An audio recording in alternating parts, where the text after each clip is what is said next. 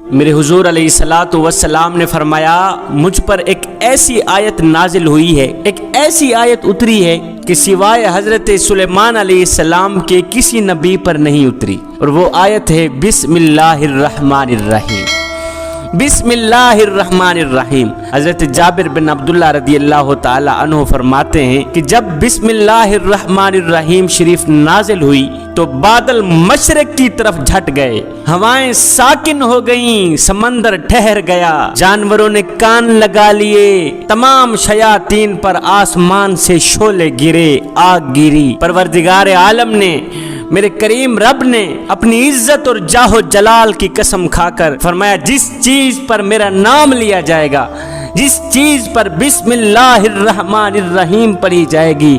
میں اس چیز میں برکت ڈالوں گا ہی ڈالوں گا۔ اس چیز میں برکت ہوگی جس چیز پر بسم اللہ الرحمن الرحیم پڑھی جائے گی۔ حضرت ابن مسعود رضی اللہ تعالی عنہ فرماتے ہیں کہ میرے حضور علیہ الصلوۃ والسلام نے فرمایا کہ جہنم کے 19 داروغوں سے جو بچنا چاہے وہ بسم اللہ الرحمن الرحیم کثرت سے پڑھا کرے۔ ایک دن میرے حضور علیہ الصلوۃ والسلام کہیں جا رہے تھے، سفر میں تھے، پیچھے صحابی تھے، آگے آگے میرے حضور علیہ السلام جا رہے ہیں،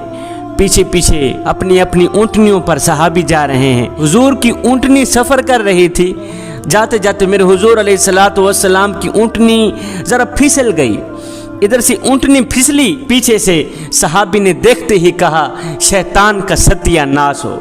شیطان کا ستیہ ناس ہو۔ جب میرے حضور علیہ الصلوۃ والسلام نے سنا تو میرے حضور علیہ السلام نے فرمایا صحابی یہ نہ کہو کہ شیطان کا ستیہ ناس ہو، اس سے شیطان خوش ہوتا ہے، خوش ہو کر یہ خیال کرتا ہے کہ گویا اس نے بڑی کوئی قوت والا کام کر دیا ہے۔ صحابی یہ نہ کہو کہ شیطان کا ستیہ ناس ہو، بلکہ جب شیطان تم پر حملہ کرے تو فوراً ہی پڑھا کرو بسم اللہ الرحمن الرحیم۔ صحابی بسم اللہ الرحمن الرحیم پڑھنے سے شیطان مکھی کی طرح ذلیل ہوتا دکھائی دیتا ہے، مکھی کی طرح ذلیل ہوتا دکھائی دیتا ہے۔ ایک حدیث شریف میں آیا ہے کہ میرے حضور علیہ الصلوۃ والسلام نے فرمایا جس کام پر بسم اللہ الرحمن الرحیم نہ پڑھی جائے اس کام میں برکت نہیں ہوتی، وہ کام بے برکت ہوتا ہے۔ فرعون نے ایک مکان بنایا تھا جس کے بیرونی دروازے پر فرعون نے بسم اللہ الرحمن الرحیم لکھوائی تھی۔ اب جب فرعون نے خدائی دعویٰ کیا کہ دنیا میں صرف میں ہی خدا ہوں، مجھ سے بڑا خدا اور کوئی نہیں ہے، جب اس لعین نے خدائی دعویٰ کیا تو حضرت سیدنا موسیٰ علیہ السلام نے اس کو تبلیغ کی۔ فرعون نے موسیٰ علیہ السلام کی تبلیغ کو نہ مانا، موسیٰ علیہ السلام کی تبلیغ کو قبول نہ کیا۔ جب اس نے موسیٰ علیہ السلام کی تبلیغ قبول نہ کی تو موسیٰ علیہ السلام نے فرعون کے حق میں بد دعا کی یا باری تعالیٰ اس منحوس کو ہلاک ہی کر دے، مالک تو نے اس منحوس کو، اس کافر کو کس لیے مہلت دے رکھی ہے؟ آواز آئی میرے موسیٰ یہ ہے تو اس قابل کہ اسے ہلاک کر دیا جائے، اسے دردناک عذاب میں مبتلا کر دیا جائے، لیکن میرے موسیٰ وہ دیکھو اس کے دروازے پر بسم اللہ الرحمن الرحیم لکھی پڑی ہے، فرعون کے دروازے پر بسم اللہ الرحمن الرحیم لکھی ہوئی ہے، جس کی وجہ سے فرعون کے گھر میں آج تک عذاب نہیں آیا۔ بسم اللہ الرحمن الرحیم کے صدقے اللہ تعالیٰ نے فرعون کے گھر میں تو عذاب نہ بھیجا لیکن گھر سے نکال کر دریا میں غرق کر دیا۔ بسم اللہ الرحمن الرحیم کی برکت کا ایک اور واقعہ ہے، حضرت سیدنا عیسیٰ علیہ الصلوۃ والسلام کہیں جا رہے تھے کہ آپ کا گزر ایک پرانے قبرستان سے ہوا، ایک قبر کے اندر نظر ڈالی، نگاہ ڈالی، آپ نے دیکھا کہ ایک مردے کو دردناک عذاب دیا جا رہا ہے، وہ بیچارہ چیخ رہا ہے، پکار کے کہہ رہا ہے مجھے بچاؤ، جہنم کی آگ بھڑک رہی ہے، جہنم کے دروازے کھلے ہوئے نظر آ رہے ہیں۔ خیر عیسیٰ علیہ الصلوۃ والسلام آگے چلے گئے، کام کرنے کے بعد کچھ دیر بعد جب واپسی اسی راستے سے گزر ہوا تو آپ دیکھ کر حیران رہ گئے کہ وہ مردہ جو عذاب سے چیخ رہا تھا، پکار پکار کے کہہ رہا تھا کہ مجھے بچاؤ مجھے بچاؤ، جس کی قبر جہنم کا ایندھن بنی ہوئی تھی، اب وہ شخص جنت میں ٹہل رہا ہے، اب یہ مردہ جنت کے باغوں میں پھر رہا ہے، اب اس کی قبر جنت کے باغوں میں سے ایک باغ بنی ہوئی ہے، قبر کے اندر پھول کھلے ہیں جن کی خوشبو سے قبر میں عطر پھیلا ہوا ہے، اب یہ خوش دکھائی دے رہا ہے۔ سیدنا عیسیٰ علیہ الصلوۃ والسلام نے جب یہ حیران کن منظر دیکھا تو عرض کیو میرے کریم رب وجہ کیا ہے؟ تھوڑی دیر پہلے میں یہاں سے گزرا، اس کو عذاب دیا جا رہا تھا، اب تھوڑی دیر بعد یہ بندہ جنت میں ٹہل رہا ہے، وہی گنہگار جنت میں گھوم پھر رہا ہے، وجہ کیا ہے؟ مولا آخر اس نے کون سا ایسا نیک عمل کیا تھا جس کی وجہ سے تو نے اتنی جلدی اس کو بخش دیا ہے؟ آواز آئی میرے عیسیٰ،